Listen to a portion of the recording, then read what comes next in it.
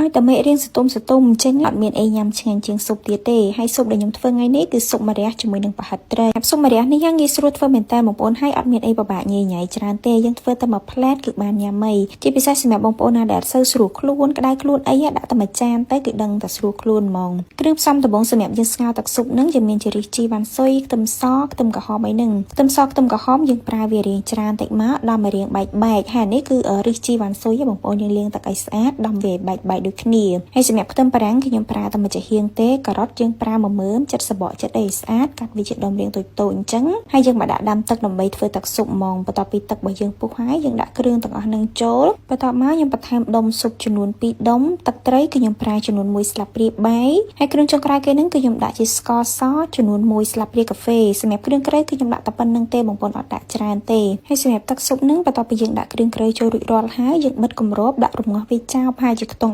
15ទៅ20នាទីដោយប្រើភ្លើងតិចៗល្មមបានហើយសម្រាប់ស៊ុបម្រះបន្លែដែលសំខាន់ជាងគេគឺម្រះបងប្អូនម្រះយើងយកអារៀងខ្ចីល្មមបានហើយកុំយកអាចាស់ពេកយើងឆ្កឹះយកគ្រាប់ហើយនឹងស្នូកដាចេញឲ្យស្អាតហើយហាន់វាយកតែសាយរាងឆ្មាអញ្ចឹងឬក៏បងប្អូនប្រើក្បិតមុខពីរហាន់ហ្មងក៏បានដែរសម្រាប់ម្រះនេះគឺខ្ញុំយកវាមកស្រុះជាមួយទឹកក្តៅបងប្អូនដើម្បីឲ្យវាចេញជាតិល្វីងខ្លះហើយសម្រាប់បងប្អូនណាដែលអត់ចេះល្វីងសោះហ្មងអាចស្រុះវាពីទឹកអីចឹងទៅហើយបន្ទាប់មកទៀតនឹងគឺខ្ញុំមកបុកសាច់ត្រីបងប្អូនអានេះគឺជាប្រហិតត្រីឆ្លាតខ្ញុំទិញមកស្រាប់គឺមានចំនួន2ខាំយើងលាយវាជាមួយម្រេចបន្តិចជាមួយនឹងម្សៅស៊ុបបន្តិចមកហើយយើងបុកដោយប្រើត្បាល់អញ្ចឹងក៏បានឬក៏បងប្អូនបោកវានៅក្នុងចាន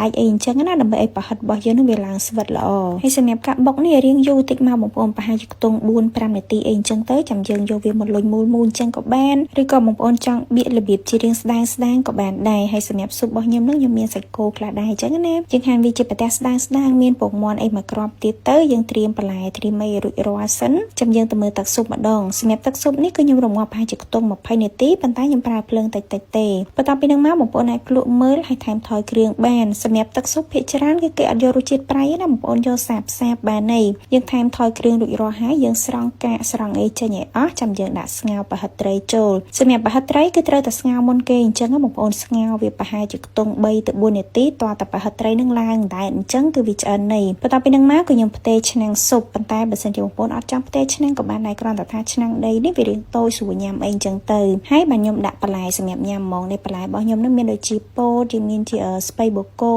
យើងមានជាតកួនម្អមពោតប្រាំងអីហ្នឹងហើយអីដែលខ្វះអត់បានគឺខ្ទឹមលីងបងប្អូនខ្ទឹមលីងហ្នឹងដាក់ឲ្យកាន់តែច្រើនមកគឺកាន់តែឈ្ងុយហ្មងសម្រាប់សាច់គោវិញគឺយើងទុកជ្រលក់ញ៉ាំមកបងប្អូនប៉ុន្តែអានេះគឺខ្ញុំច្រឡំដាក់មុនបាត់ទេហើយសម្រាប់ទឹកជ្រលក់របស់ខ្ញុំនេះគឺទឹកតាហ៊ូបងប្អូនទឹកតាហ៊ូនេះគឺខ្ញុំធ្វើស្រាប់ទេទុកក្នុងទូទឹកកកពេលណាដែលចង់ញ៉ាំគឺយកមកញ៉ាំបានភ្លាមហ្មងយើងគ្រាន់តែលាយជាមួយខ្ទឹមសជាមួយនឹងម្ទេសអីចឹងទៅហើយបើសិនជាបងប្អូនណាដែលចង់ដឹងពីរបៀបធ្វើទឹកតាហ៊ូទុកបានយូរក៏អាចចូលទៅមើលក្នុង page របស់ខ្ញុំបានដែរពេលចាំបងប្អូនសម្រាប់ទឹកស៊ុបនេះបើសិនជាបងប្អូនណាចង់ប្រើឆ្អឹងស៊ុបក៏បានដែរយើងដាក់រងាស់ជាមួយនឹងស៊ុបរបស់យើងពីដំបូងទៅគ្រាន់តែថាវាប្រើពេលរៀងយូរអញ្ចឹងណាបើសិនជាប្រើឆ្អឹងស៊ុបចឹងទៅរងាស់អាចខ្ទង់1ម៉ោងឬក៏ទៅ2ម៉ោងអីចឹងទៅដើម្បីឲ្យវាចេញជាតិពីទឹកស៊ុបប៉ុន្តែសម្រាប់ខ្ញុំប្រើគ្រឿងតែប៉ុណ្្នឹងគឺឆ្ងាញ់ហើយបងប្អូនហើយទឹកស៊ុបរៀងសាបមកល្មមទេប៉ុន្តែគឺមានជាតិហើយក្នុងហ្នឹងវាមានជាតិរៀងល្វីងតិចដែរបងប្អូនល្វីងចេញពីម្រះចឹងណាប៉ុន្តែមិនមែនល្វីងខ្លាំងទេបងប្អូនព្រោះខ្ញុំក៏អត់ចេះញ៉ាំម្រះដែរតែម្រះពេលដែលយើងចិត្តស្ដើងដាក់ញ៉ាំជាមួយស៊ុបអញ្ចឹងគឺឆ្ងាញ់បងប្អូននិយាយទៅវាអត់ល្វីងខ្លាំងទេដោយសារតែយើងស្រុះមកទឹកហើយដែរ